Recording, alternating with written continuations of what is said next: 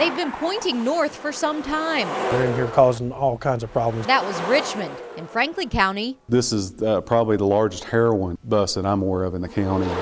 And then there's Lexington. A heroin ring arrested at the Hyatt last year, a total of 198 heroin arrests in the city. Much of the source, a 5.5-hour straight shot from here. Court documents show that 1 out of 6 people arrested on first-degree trafficking and heroin cases in Lexington since January 1 claim the hometown of Detroit. Heroin in this area tends to follow that I-75 corridor from, Detroit down. And with the recent spike in Lexington violence, 6 murders and 20-plus shootings since June 11th. Illegal drugs are largely fueling the violence on our streets.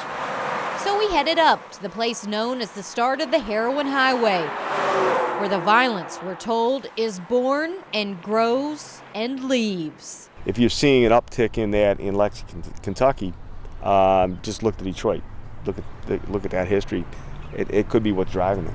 Former FBI Special Agent Andy Arena and former Detroit police officer Lyle Dungy, both now with the Detroit Crime Commission, took us for a ride through the east end of Detroit. This is where they do what they do. An area referred to as the Red Zone, run by a gang called the 7 Mile Bloods, where getting out of the car to shoot video was out of the question. You'll see the red spray paint. That's them. Yeah. They ride with windows cracked, easier to hear screams and gunshots. It's the reality. Obvious signs that we need to leave. We stopped, though, in a safe zone to talk. You saw it for yourself, those guys flashing gang signs at. So there were at least 2 situations where we drove by where there were known gang members, and they saw us, they saw your cameras, and they weren't happy. And we went by, you said we went by the first time, not too much of a concern, but the second time was when they were wanting to know why we were there. First time they're looking at you, who are you?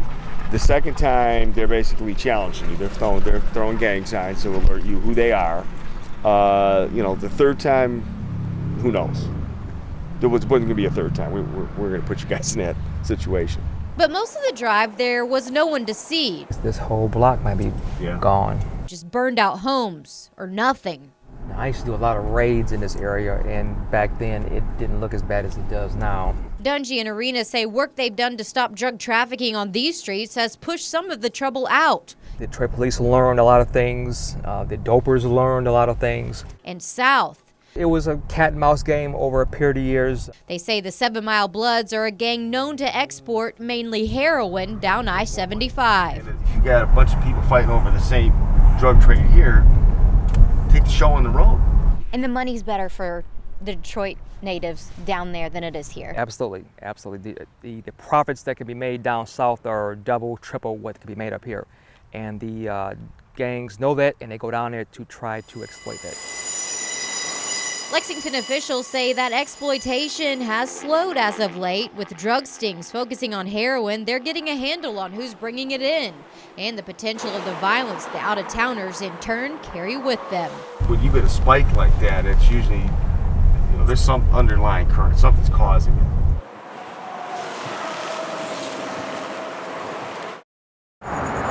You see expansion on campus everywhere you look.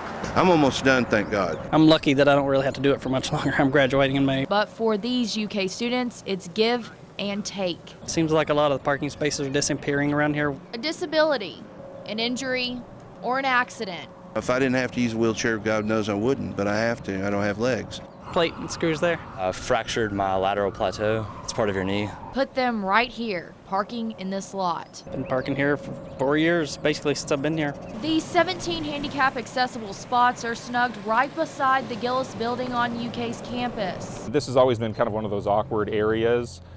So it's been planned to go away for a number of years, and this is just the manifestation of that. The parking spaces are getting kicked to the curb. It's a bad situation. I mean, still to take away that many spots just to have extra green space seems a little outrageous. That's going to affect a lot of people, including me. But according to the Director of UK Parking and Transportation Services, they'll still have 604 handicap accessible parking spots campus-wide. We're not necessarily eliminating spaces. We're going to replace the same number of spaces elsewhere. But like you said, the spaces may not be as convenient as these. The reality is they'll have to drive on out of here come March 17th. It is a big problem. And park elsewhere. but those options may have some obstacles. Like in parking structure 5 on South Limestone with a few lanes of traffic. Or this one on Rose Street. They're also farther from their classes. You know, I'd gladly get my legs and vision back, and I'd park 20 miles away if I could, but you know, that's not a possibility. Construction makes it all inconvenient. I don't think it's a bad thing to have this parking lot here. But for these 3 men, parking Yeah, it's going to be a hassle. isn't and won't be their biggest challenge yet. There's been a lot of times people said, you can't do that. I'm like, you want to bet? In Lexington, Jerica Ensko, WKYT. Scrapbooks from my work.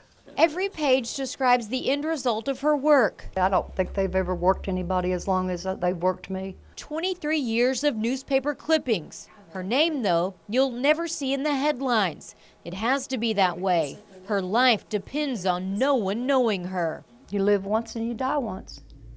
You might as well go out doing what is going to be best. She's a confidential informant for police. She's the one that goes into a drug deal armed with just a camera. She has to gain the trust of drug dealers fast and keep doing it over and over again. To me, a doper's like a dog, a mad dog, and it'll smell the fear on you, and you can't show any fear or they're going to know what's going on. You can't be nervous. My guts will shake, but on the outside, I'm laughing.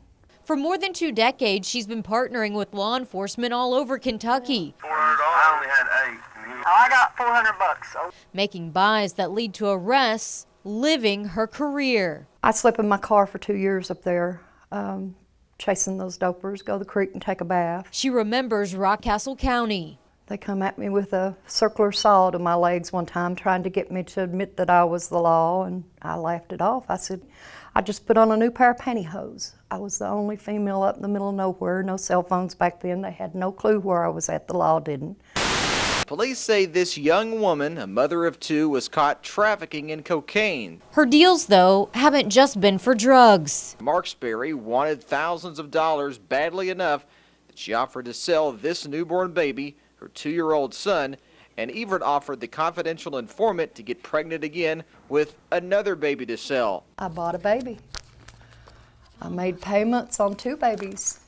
I bought cocaine off of her first, and then she offered me her kids for sale. That headline, she says, her saddest. Her passion stays with the drug deals. Her first roundup in 1991 resulted in 100 cases on 67 people. It gets in your blood. You got to keep doing it. She's logged them all like check marks on a to-do list because these dope buys, all of them, are a personal mission based on a past of pain.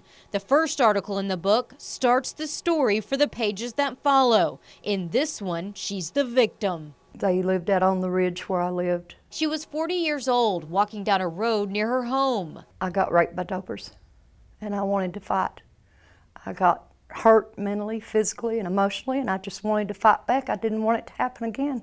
Months later, she showed up at the police department and started working cases, putting one drug dealer at a time behind bars. That's how I made peace with myself, going to work and chasing dopers and catching them. By the time her rape case started moving through the court system, she had already become a successful and valuable informant for police. She says officials asked her to drop the rape charges so she could continue a career by their side. A rape case is real hard on the victim, and it downs the victim as much as it does the rapist, and they didn't want it to reflect on the dope cases that I had at that point. The decision to drop the rape charges was a turning point, and she never looked back. Pretty tough, but I was fighting to get the dope cases, you know? Eventually those boys will get their own. Because for her, closure comes every time she turns a page.